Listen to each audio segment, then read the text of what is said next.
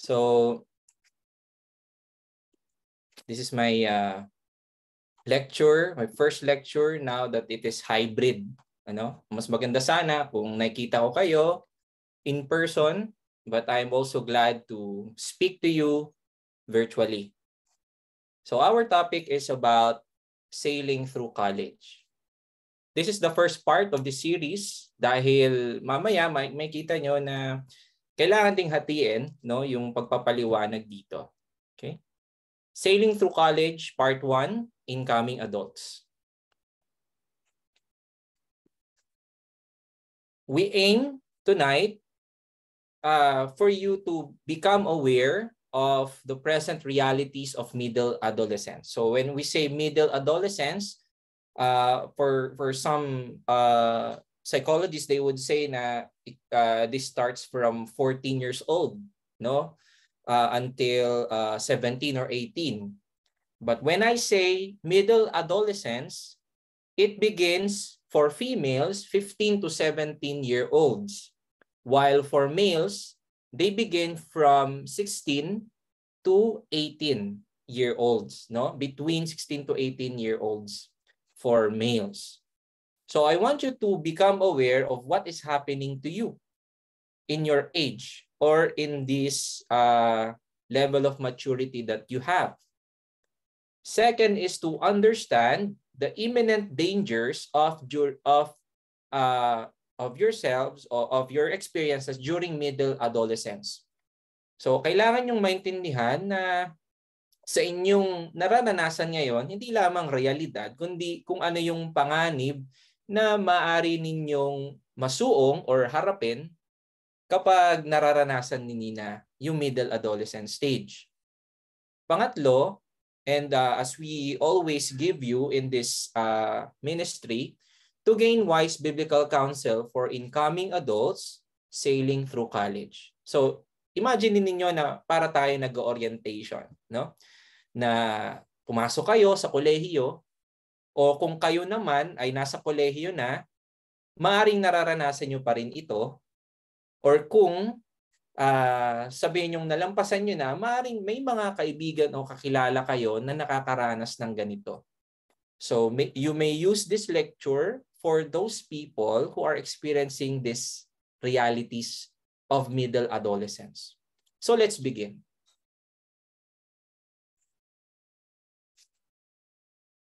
According to Dr. Bruce Naramore and Vern Lewis sa kanilang libro na Parenting Teens, Living with Teenagers, and I quote, "For many, adolescence clearly is a time of turmoil.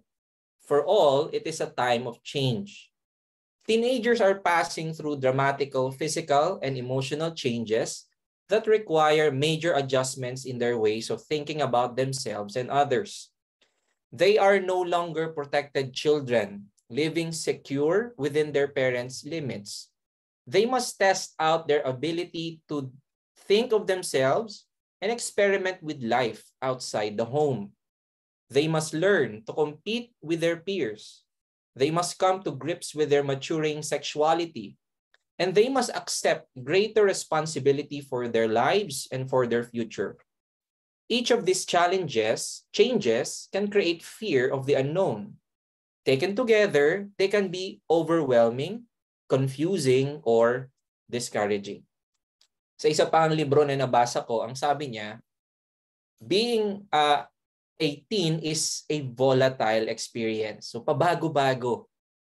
Yung physical mong katawan nagbabago, yung emotional mong aspeto nagbabago, kahit yung mga relationships mo may pagbabago yan. So kagaya nga ng nabanggit kahapon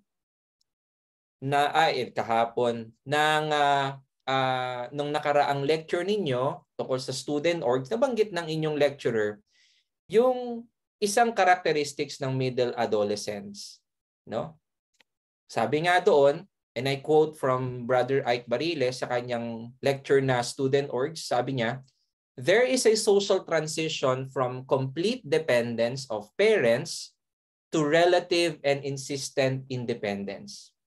At totoong nangyayari 'yon, Middle adolescence is primarily characterized by a struggling transition from dependence to independence. 'Di ba? Pagka-graduate mo ng K-12, ano? Parang ready ka nang humarap sa college. Kasi may sense of independence doon kasi baka mapalayo ka, no, sa family mo, mamamasahe ka sa malayong lugar, at ngayon, no, in this case sa LB, no, marami ding mga nangungupahan sa mga dormitories. Also, yung natutunan niya on how to finance wisely, no, paano mag-budget. At kahit sa iba't ibang diskarte, nandun yun, no, in general principle. You're struggling from dependence to independent. So let us elaborate that. Your excitement and positivity are challenged through a growing understanding of what is real. Excited na excited ka pumasok sa college. Ito yung buhay ng college, malaya. Kung kailan ko gustong pumasok, papasok ako. Pero marirealize mo na sa isang minuto, ready ka nang i-challenge yung sarili mo, pero pag naharap mo na yung problema, sa tunay na nangyayari sa kolehiyo, para kang isang paslit na gusto mong umuwi, no? You're a little helpless child because of that problem. So let me share you a brief experience of mine, no? When I became a professor in a college here in the province, meron akong mga naging estudyante na hindi sila aktibo sa online discussions, lagi naka-off yung kanilang video. Tapos pag may nire-require ako sa kanila na it seemed to be balanced naman kasi di ko nga sila nakikita, pero sana bawiin nila sa quiz. Pero may mga estudyante ako na akala nila madaling magpasa ng estudyante. Kasi nakaranas sila ng pandemic, tsaka sabi daw dapat walang ibabagsak ng mga estudyante kasi hirap nga. So, ang nangyari, may mga estudyante na hindi nakapasa sa aking subject, no? Akala nila pag varsity madaling pagbigyan, pero as I have seen their performance, they're not performing well in my class. So, that is a reality in college. Hindi sa lahat ng pagkakataon pagbibigyan ka ng professor mo. That is the real situation. Some teachers would not give you will not be merciful to your situation. Among other things, there are things happening in college na akala mo hindi nangyayari or mas maganda pa sa inaasahan mo, pero ito pala yung nangyayari. Also, many early and middle adolescents lack the ability to analyze a dangerous situation, to assess the gravity of its consequences, and to make critical and wise decisions. Halimbawa, nag-decide ka na bumiyahe ng malayo. Akala mo, ganun lang yung oras mo, no? 1 oras. Pero hindi mo natansya yung traffic. So, nagkamali ang calculation mo, no? O di kaya naman, kapag ka nag-drive ka, pag hindi mo na-assess ang situation, it would be dangerous for you. Okay? And in some serious cases, like what is really happening, no? There are cases of premarital sex, reckless driving, and late night activities. Akala mo okay lang pala na magpagabi sa campus, pero bigla ka may nabalitaan na may nanakawan, mayroong nagawa ng masama. Hindi mo na-assess yung mga ganung bagay, no? Yung assessment, yung danger na pwede mong harapin. Second, your maturity increases due to an upsurge of both biological sexuality and your interest in the opposite sex. Dahil nagbabago yung katawan mo at marami kang makakasalamuha ng mga nasa opposite sex, you may be rushing into having a relationship or not. Dahil you lack self-confidence on your physical appearance, no? Well, notice this, you may not be aware that you pass through a stage of conflict, competition, and irritation with your same-sex parent. No, hindi mo man aminin or hindi ka man aware, pero nangyayari, mabilis kang mainis kapag yung same-sex parent mo, pinagsasabihan ka. Na parang ang nangyayari, lahat na lang ng gawin nila ay baduy, stupid, wrong, or awful. No? Kagaya nga ng sabi ng previous lecture ninyo, there is a pressure of mockery. 'Di ba? Sa social media, sinasabi natin na sana yung mga matatanda may hiwalay na Facebook. Kasi naiirita tayo kapag pinagsasabihan tayo ng mga matatanda at feeling natin mas marami na tayong alam sa kanila. No? Sometimes we say, I can be a better man or woman than you. Hindi ako magiging kagaya mo nung college. No? Also, you may be propelled to embrace your sexuality or discouraged in your capability to relate on your opposite sex.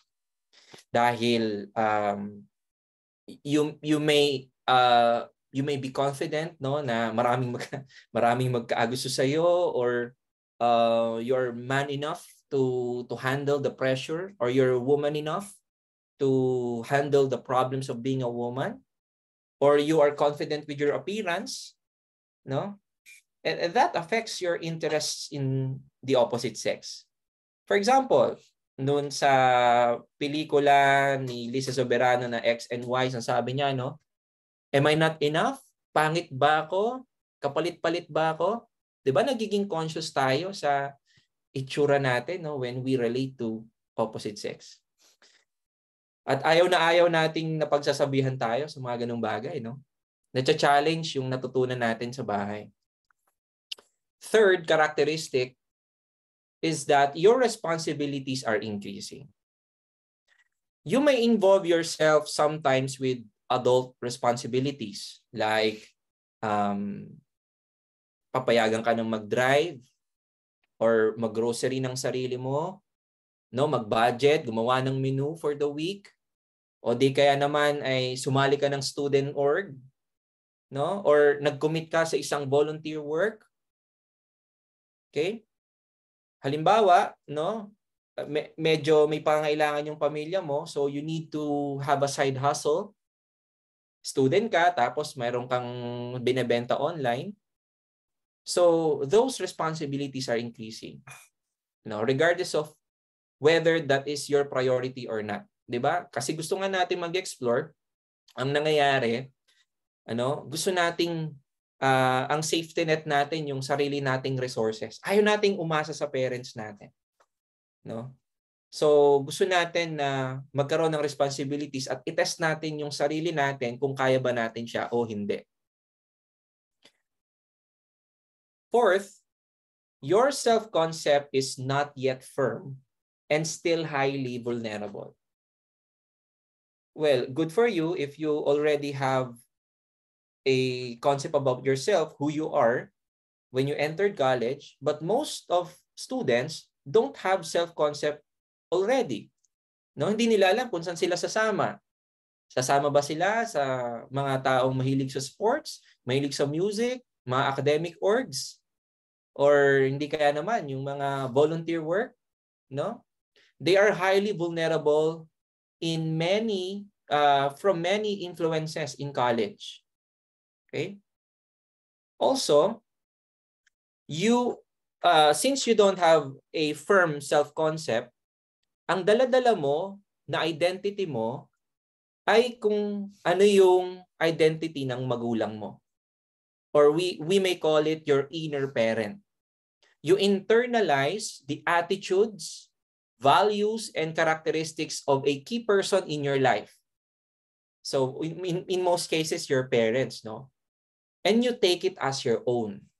Halimbawa, dahil nahiwalay ka sa parents mo, so kapag meron kang gagawin sa dorm or may gagawin ka sa iyong pag-aaral, naaalala mo yung standard na binigay nila sa iyo or yung attitude na nakuha mo sa kanila.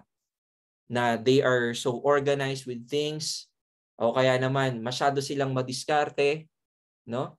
At kapag hindi mo siya nasunod, na-frustrate ka, no? Or kapag naaabot mo siya, no? Nagiging standard mo na siya without having your own standard of what do you need to do, what is your standard of taking responsibility, what are your values in studying, no? And what are your characteristics that you want to portray during college. So that inner parent reminds or scolds you just like your parents when they are not present. Di ba? Lastly, second to the last, ano? Your independent thinking and emotionality increase. So when you want to think independently, you want to challenge what you have learned from your teachers.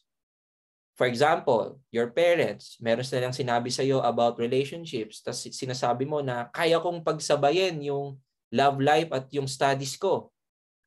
O kaya naman yung teacher mo nung college, ay nung high school, sabi sa iyo, hindi ka papasa sa ganyan. Tapos sabi mo, I will prove you wrong. Binagsak niyo ako dito, mag-excel ako sa college. Even pastors about spiritual aspects, like hindi ako matetempt ng madalian. Kayang-kaya kong labanan ng kasalanan, no? And other authorities. Okay? You challenge their view about this particular social issue, ano? And you are sometimes assertive of it. Kasi you want to be independent or your thinking and your emotions. Also, you get confused between your thoughts and feelings and that of others. Halimbawa, sa isang grupo, no? Nagkaroon kayo ng away, madalas ang nasasabi ninyo, kung nalilito kayo, feeling ko galit siya sa akin. Pero ikaw, hindi mo ma-assess sa sarili mo kung ano talagang nararamdaman mo sa tao na yon. Or hindi mo kayang paghiwalayin yung hate at yung love, or yung love at yung sadness, yung happiness or sadness. Nalilito ka pa rin. Parang either or ka lang, you either hate or love the person. Pero pag sinabi mong you both love and hate the person, hindi mo na siya mapaliwanag. Kasi nga, meron kang changes sa yung emotional aspect. Okay? At kapag ang lahat ng ito ay nararanasan mo, everything seems to be real to you, at hindi ka handa or nanghihina ka, this is what happens, no? You periodically return to your parents for a recharge, encouragement, and validation. 'Di ba? Yung mga bata na hindi nila kaya yung ginagawa nila, pag nahirapan na sila, iiyak sila sa mga magulang nila, no? O di kaya naman sa kinikilala mong magulang, no? You are seeking for recharge, iiyak ka, uuwi ka sa bahay, sa probinsya after a week, and then pag alis mo, meron kang dala-dalang encouragement at validation from your parents. So those are the characteristics. Now we talk about the dangers of middle adolescence.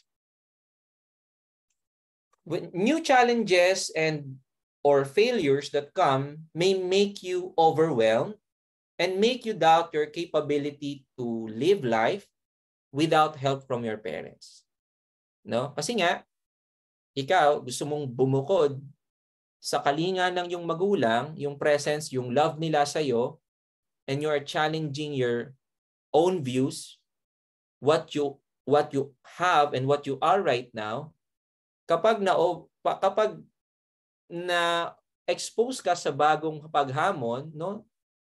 Marami kang marirealize, pero isa na ron, na-overwhelm ka at nagda-doubt ka sa kapasidad mo at kapabilidad mo sa pagbukod ng iyong buhay.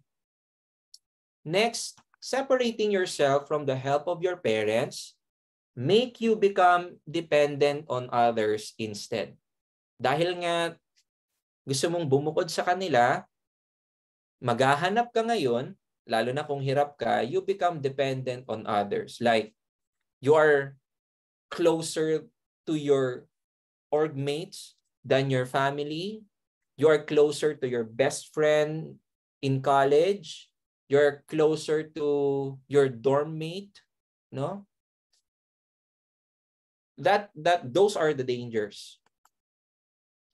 Separating yourself prematurely from your support may lead you to immature emotionality or pseudo-independence. Pseudo-independence means false independence. Dahil na nagiging balisa ka, no, sa pakiramdam na kapag bumalik ka, feeling mo overly dependent ka. So ang nangyayari, you're crossing the burning ledge of your of what you can do, and then how you cope with it is you claim to be independent kahit hindi ka pa handa. So yun ang nangyayari. At yun ang maaaring mangyari kapag maaga kang nag-cut ng support from those who are around you. Seeking to establish premature sexual intimacy or romantic relationships would hurt you deeply.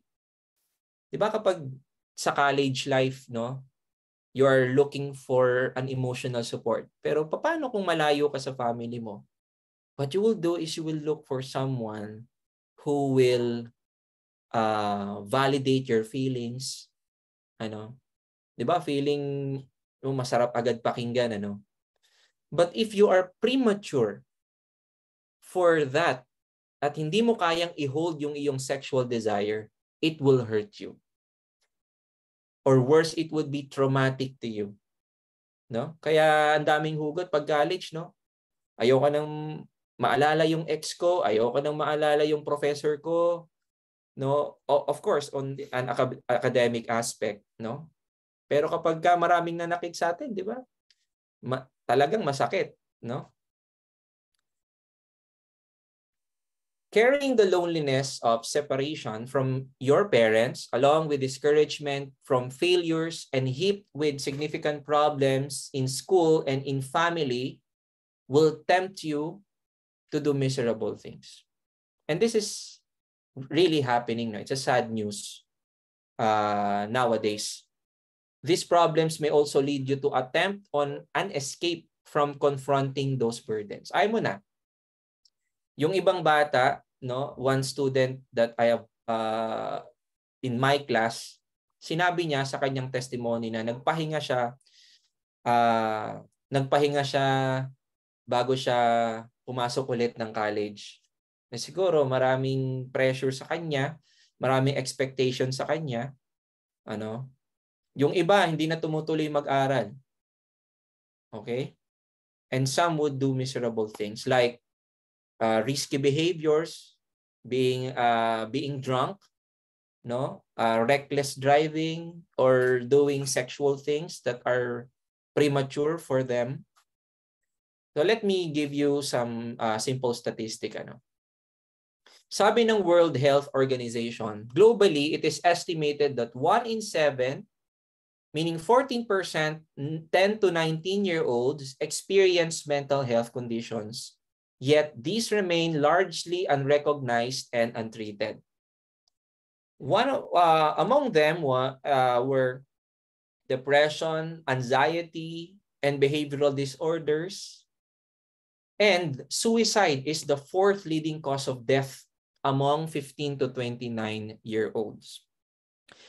Because they were not well adjusted in the realities in college, some of them are doing harmful, risky behaviors that contribute to their mental state. No, nagiging mental problem na yon sa kanila. So what does the Bible teach about my current struggle? So I hope that you have seen the realities of being a middle adolescent, no?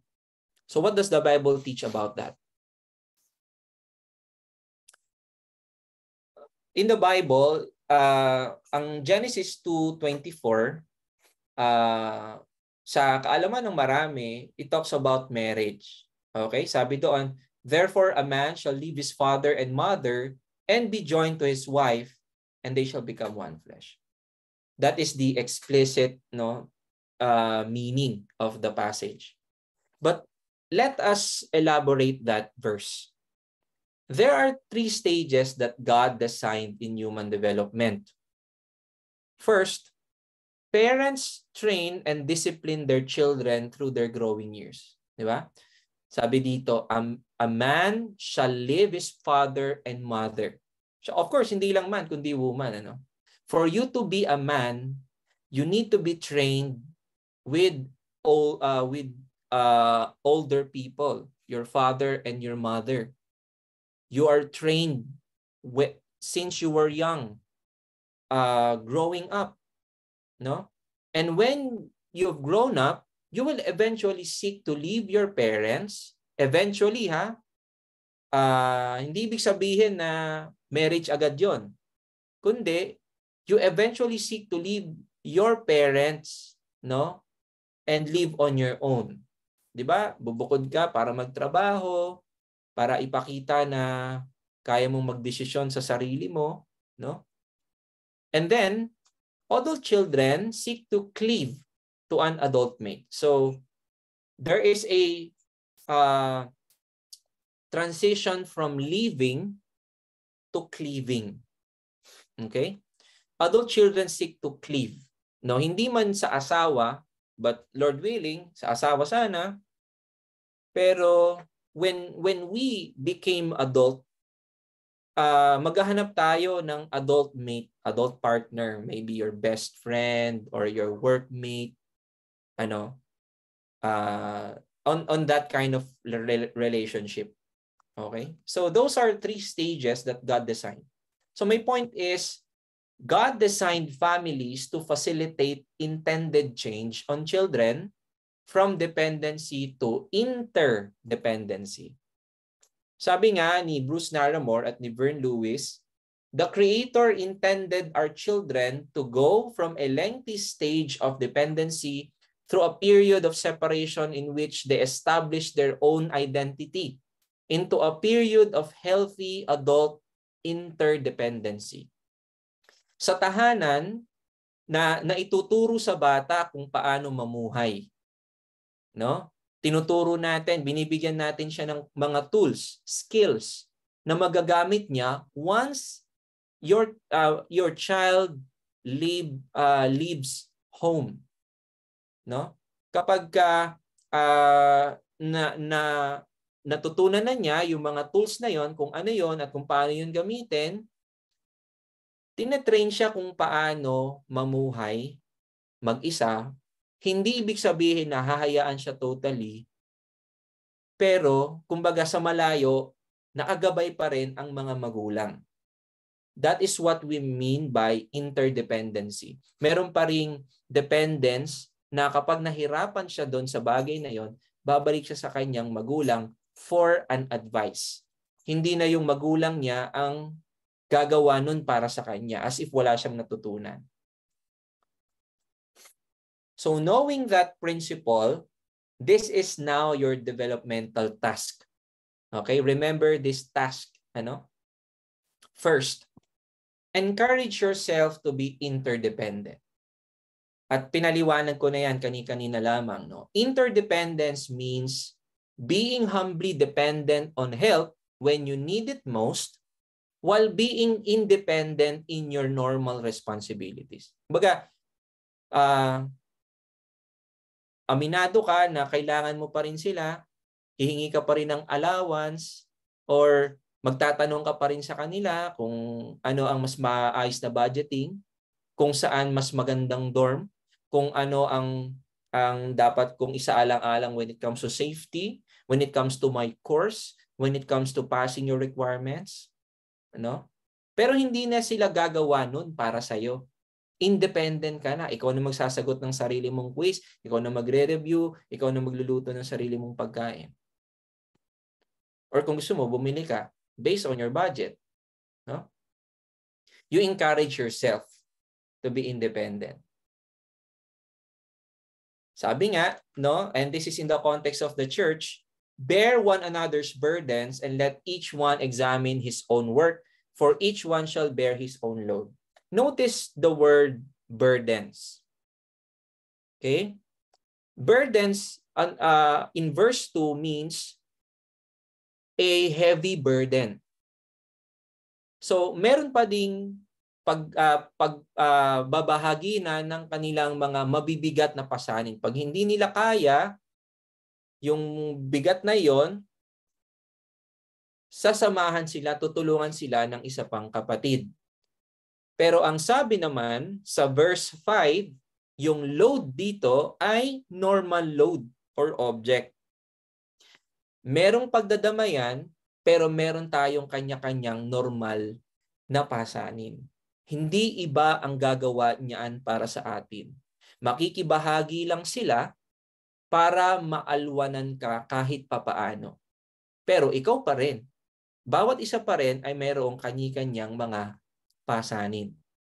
And in your case, as young men and women, ang sabi sa Lamentations 3:27, it is good for a man to bear the yoke in his youth. Maaga pa lang, dapat matutunan nyo na the world will be a tyrant to you. No, magiging malupit ang mundo sa iyo. It will be hard for you.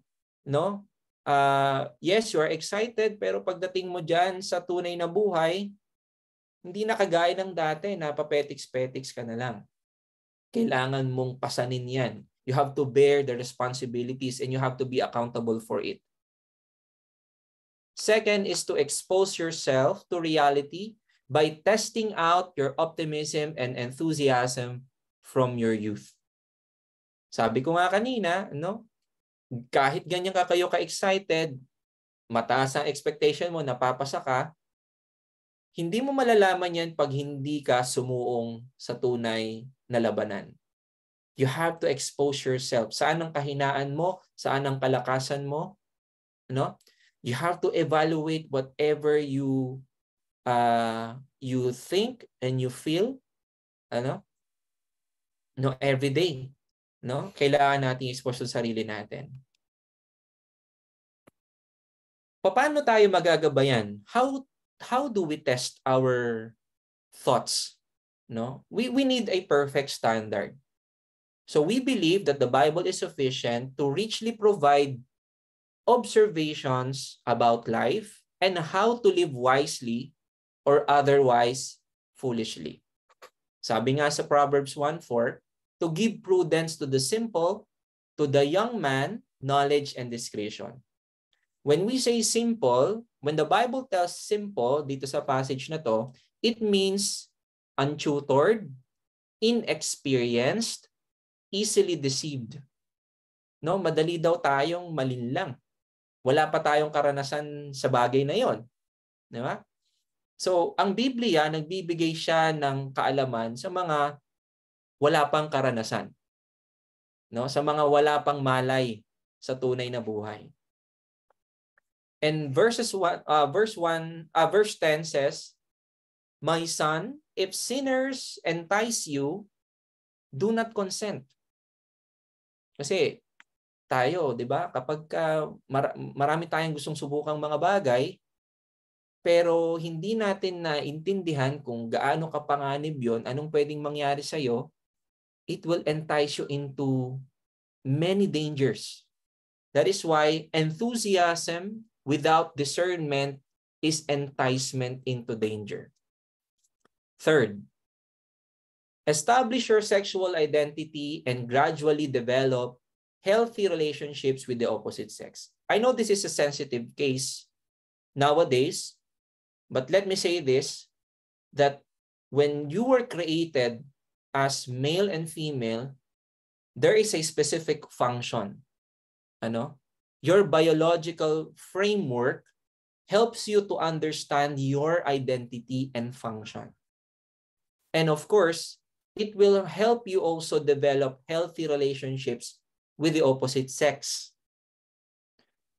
So do not go into the extremes of being too intellectual and spiritual to avoid social relationships. Ito kasi nangyayari sa mga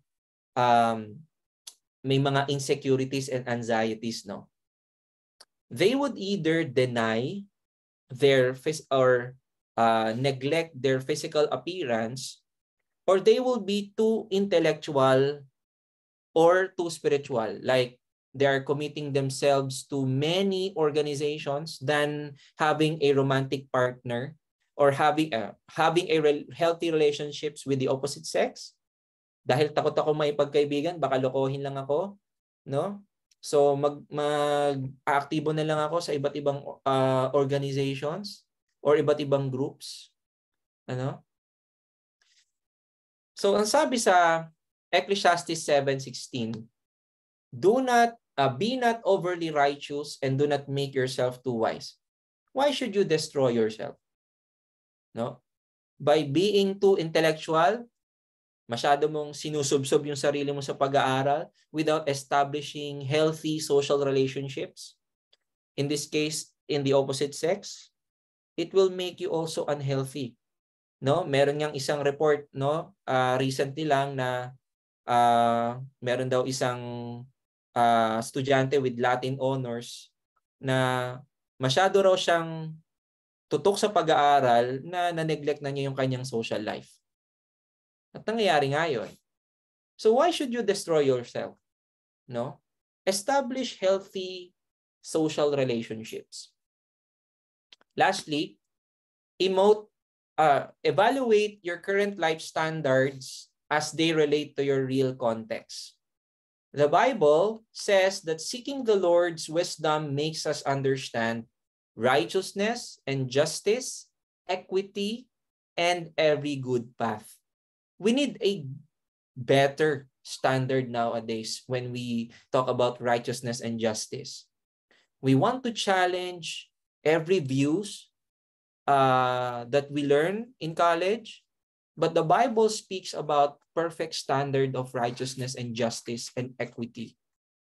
Gradually, you will understand that the world does not revolve around you. Feeling mo kasi pag college ka, story mo lang yun eh, no? You are involved with others as well. You will learn how to help people, especially those who are struggling through college, no? And real life requires you to mature from both over-exaggeration and under-evaluation of yourselves. Masyado kang kumpiyansado sa sarili mo or masyado mong dinadoubt ang kakayanan mo, when you are exposed to real life, you will eventually understand that maybe I'm underestimating myself, or I am too confident that I am not really ready on this path. Last is emote objectively. When we say objectively, you have to be aware of your emotions. You have to know if you're really happy or sad. And if you have to evaluate how sad are you and why are you sad, or why are you both happy and sad. And you have to manage those emotions wisely. With the right manner, of course, right place, and time. Diba? Diba? Kahit nung sa panahon namin, uso yung mga confessions na itago nyo na lang kami sa pangalang ganito, tapos magra-run ka in social media, no? There is some advantage to that na nakapag-run ka, but I think there is a right manner, place, and time for that. Emotions are tools to express ourselves. More than that, they reflect the contents of our hearts. Siguro hindi ka lang talaga galit o masyado ka lang mayabang. O kaya naman, pinapakita mo sobrang saya mo sa harap ng tao pero meron palang pangangailangan ng puso mo. Or masyado mong nire-reflect yung emotion ng ibang tao pero ang totoo, ikaw pala'y may problema. Madalas nagkakaroon ng ganong miscommunication. Now, gradually, when you learn to set clear boundaries between your thoughts and feelings, you will become more mature in handling those emotions. No? And you will also discern the thoughts and feelings of others. So to conclude, being an incoming adult is like navigating a sailboat in the night. You charter the waters with the help of a lighthouse. Nakita na ba kayo ng lighthouse, no? Yung faro sa Spanish, no? Siya yung nagbibigay ng ilaw sa mga seafarers without the use of GPS, no? It serves as a guide and warning. Growing as an incoming adult does not mean you can now live on your own. You explore life to be real and clear, but you should still ask for help when the wind and water become turbulent. Kailangan mo pa rin ng support. Doesn't mean na nasa college life ka na, kaya mo nang gawin lahat. Understand that there is more to life than you know. You're free to explore, but you still need to ask for help when things seem to be turbulent. Sabi nga ulit ni Naramore at ni Lewis, the healthiest adolescents are those who learn to tackle difficult problems alone when necessary, but are capable of asking for help and being mutually interdependent. So I hope that this will be a good reference to evaluate your current life and those who are entering college and those who are already in college. May this help you to understand what is real and what is wise. Thank you very much.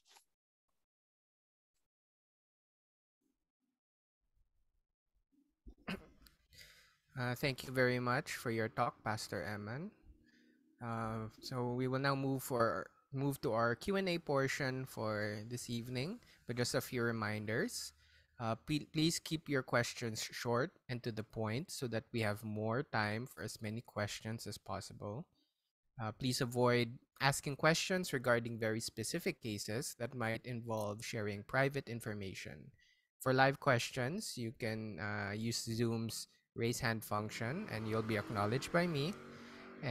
Or you can send them through the Zoom chat or privately to our RCM Zoom host or to me, Brother Joseph. Those joining through FB Live may ask questions by sending them in the comments section or by sending a private message to the RCM FB page. Your questions will be forwarded to the speaker as time permits.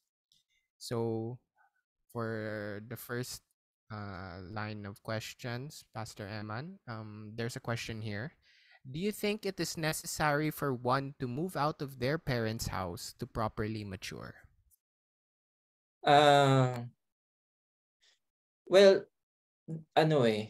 depends on your maturity.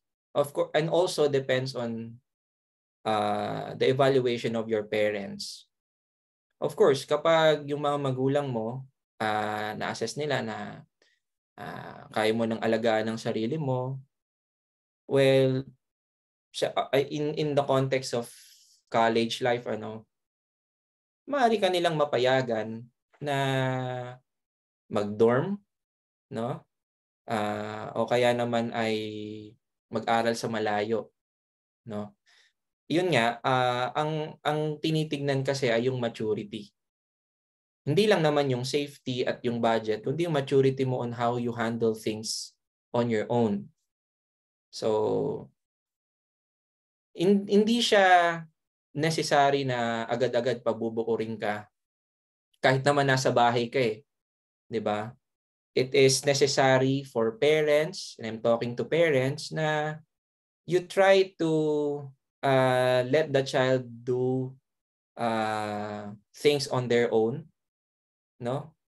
Na hindi laging nangingialam, hindi laging papasok ng kwarto, na sila yung magsasagot ng assignment. So, 'di ba sa bahay pa lang, no, kahit nga lang magkabukod na yung proximity, no, sana magkaroon din tayo ng confidence sa mga bata na kaya nilang gawin yung mga bagay na itinuro natin sa kanila. No, but it is not necessary na kailangan malayo agad, no, by proximity na a few kilometers away or kailangan mag-dorm. iba pa rin na ano na safe pa rin yung mga estudyante. Thank you, Pastor Eman, for that answer. We have another question here. What is your opinion on hyper-independence, especially in kids or younger adults? Some people say it is a trauma response to someone not being able to receive help from others when they were younger. Well, yun isa rin yun no sa naipaliwanag natin kanina no. Maybe I'll call that pseudo independence. They will treat themselves as kaya ko na no kasi nga wala akong natatanggap na support. Or kahit meron namang support pero feeling nila ayoko na ng presence ng magulang ko. Gusto kong i-challenge yung sarili ko. So yun yung nagiging problema no na yung desisyon nila na maging independent, ayaw nilang umasa sa presensya ng magulang, pero pag nabulilyaso sila, ayaw nilang bumalik doon. Ang safety net nila yung alam nila. Kaya yung hyper independence na nagma-manifest yun na kaya ko kakayanin ko basta hindi ako hihingi ng tulong sa kanila. So, hindi ko alam kung anong specific trauma, maybe dahil nagkaroon ng broken marriage or broken family. It is a normal response. Thank you, Pastor Eman. We have another question here. It says, do you think parents are doing their kids a disservice by not letting them move out until the kids get married, especially their daughters?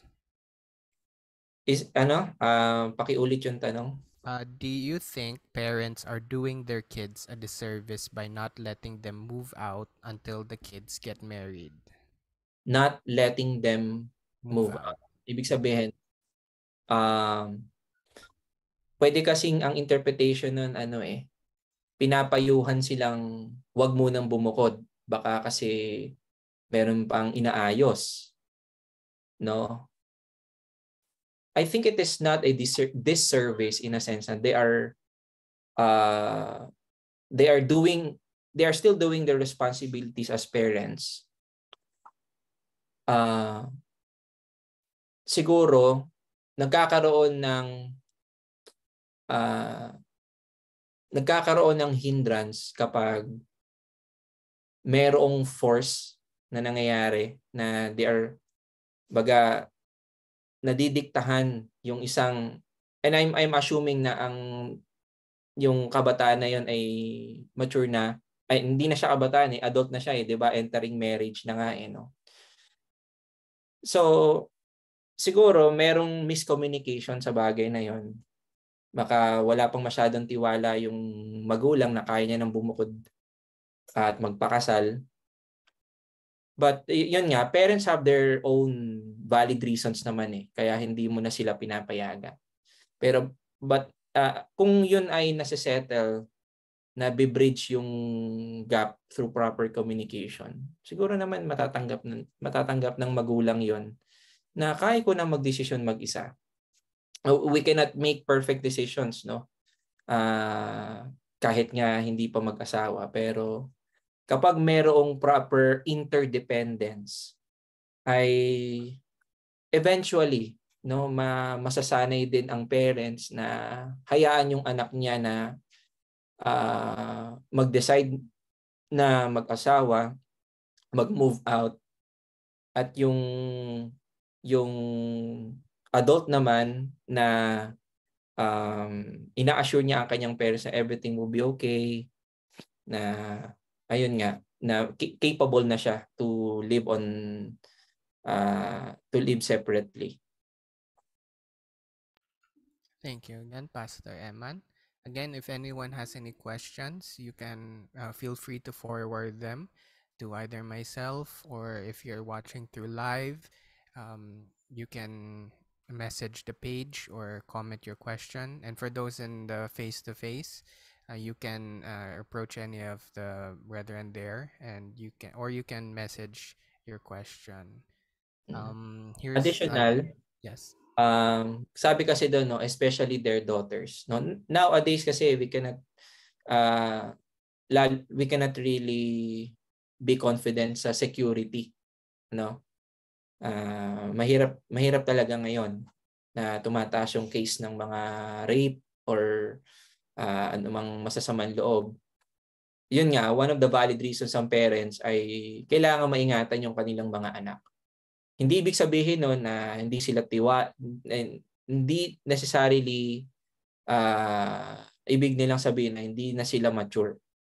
Yun. Hindi sila mature na mag-handle or to get married. Ano?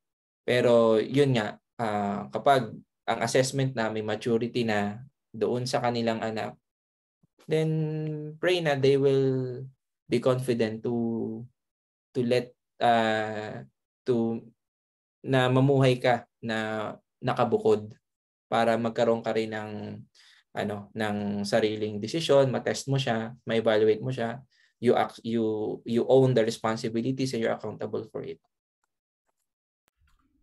Thank you, Pastor Herman. We have another question here. Medyo connected siya. It says here, how can parents balance sheltering their kids from bad influences in the world while also allowing them to discover reality on their own, which is necessary for a child to mature? Okay. No, based on our developmental task, parents should teach their children what to expect. Kailangan balansehin nila yun na there is something good in college, there's something good in studying.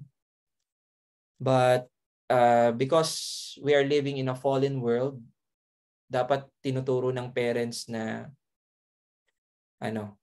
we have to face the world by being aware of what is real and what is bad. No? And then kasama noon, of course, what are the wise thing that you need to think, that you need to do na makakatulong sa iyo na hindi ka totally mag-detach doon sa sinfulness ng world, no, kundi you are firm and well supported para mag-go through ka sa buhay. I don't know if that will suffice, pero paki-send yung question, baka may maidagdag pa ako. Okay, send ko sa iyo. Yeah. Yon, sabi dito, sheltering their kids from bad influences. Kasi we cannot totally shelter our kids from bad influences. Hindi lang kasi in person, hindi lang siya yung nakikita mo everyday eh. Pati yung social media. And we are talking about I'm sticking to the middle adolescents muna. Kahit na masyado tayong techie na i-restrict yung internet access ng mga bata, gagawa sila ng paraan. So ang dapat nating gawin, we teach them to be aware of the danger. 'Di ba nga, sabi nga natin doon sa lecture, you have to know and assess the danger of the situation. So bakit siya bad? No? Ano yung mga result kapag na-impluwensyahan ako ng ganito, no? And sabi nga dito, allowing them to discover reality. Ito pa, and I'm talking to parents, you have to help the child to understand that you also experience that. Na hindi sila nag-iisa, no? And sa mga middle adolescents naman, once you involve your parents, you have to ask them, Papa, Mama, nararanasan nyo ba to dati? No, ganun kasi nagtatanong yung anak ko, no? Na, Papa, naranasan mo ba to nung college ka? Sabi mo. Sinasabi ko, oo. Sabi ko nga, mas malala pa eh. Baka hindi mo nararanasan ngayon, pero at ayokong sanang maranasan mo, pero ito yung nangyayari. So sa bagay na yon, marirealize ng bata na hindi pala ako nag-iisa, na yung mga magulang ko naranasan na pala siya. No? Pero may mga rebellious sa mga bata na sinasabi na hindi ko mararanasan yan. Ngayon, doon na papasok yung magulang na huwag kang masyado maging kampante na hindi mo mararanasan yan. Hindi man tayo magka-sync exact magkasing pareho ng mararanasan mo, pero hanggang sa ngayon, ganun ang mundo sa'yo. Magiging malupit siya, hindi palagi na sa classroom ay papasa ka. Merong mga mabibigat na mga profesor na hindi magpapasa sa'yo. At sa iba't iba pang mga impluwensya. So, always communicate what you feel and what you think, and you challenge that. No? Huwag matakot na makipag-usap. Kung wala mang argumento, at least nagkaroon ng pag-uusap. Yun ang paraan ko bilang magulang. Thank you, Pastor Eman. There's a question daw in the face-to-face. Okay. If you can please ask the question.